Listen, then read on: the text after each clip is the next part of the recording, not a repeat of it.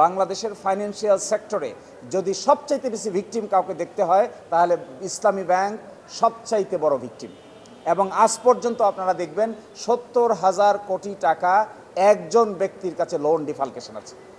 আমরা এগুলোকে আদালতে উপস্থাপন করতে চাই এবং বাকিটা বাংলাদেশ ব্যাংক এবং সরকার, আমরা মনে করি প্রকৃত মালিকের হাতে যদি এই মালিকানা ফিরিয়ে দেওয়া যায়, এইটাই বাংলাদেশ ইসলামী ব্যাংকের জন্য সবচাইতে নিরাপদ স্থল।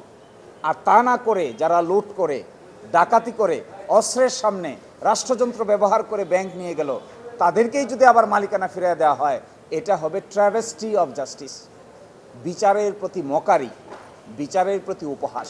এটা কেউ করবেন বলে আমরা মনে করি না। এটার সমাধান হাইকোর্টে হবে, এটার সমাধান অর্থ মন্ত্রণালয় হবে, একই সাথে এটার সঙ্গে বাংলাদেশ ব্যাংক ওতপ্রোতভাবে জড়িত।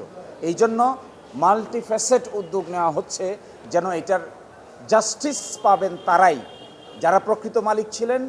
তারা যদি এটা ফেরত পান, এটাই জাস্টিস হবে। আর মাঝখানে কোনো এক ইউজার পার, কোনো এক অবৈধ দখলদার, কোনো এক বন্দুকধারী, কোনো এক পোশাকের বলে কেউ যদি ব্যাংকের মালিকদের কাছ থেকে প্রকৃত মালিকানা কেড়ে নেয়, নিশ্চয়ই এটাকে মালিকানা ট্রান্সফার বলা ঠিক হবে না। আশ্চর্য বিষয়, ব্যাংক রেজলিউশন অধ্যাদেশকে যে আইনে পরিণত করা হয়েছে, এখানে 18 কতে এক ধারা অ্যাড করা হয়েছে। সেখানে বলা হয়েছে একটা নির্দিষ্ট পার্সেন্টেজ দিয়ে এদেরকেই আবার এটার মালিকানা ফিরিয়ে দেওয়ার সুযোগ থাকবে।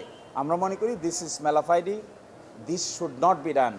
এরকম ইনস্ট্যান্ট যদি ক্রিয়েট করা হয়, ভবিষ্যতে যারা দখল করতে চান আর ডাকাতি করতে চান, তারা ডাকাতির রাস্তায় উৎসাহিত হবেন। So we should be stopped this type of practice.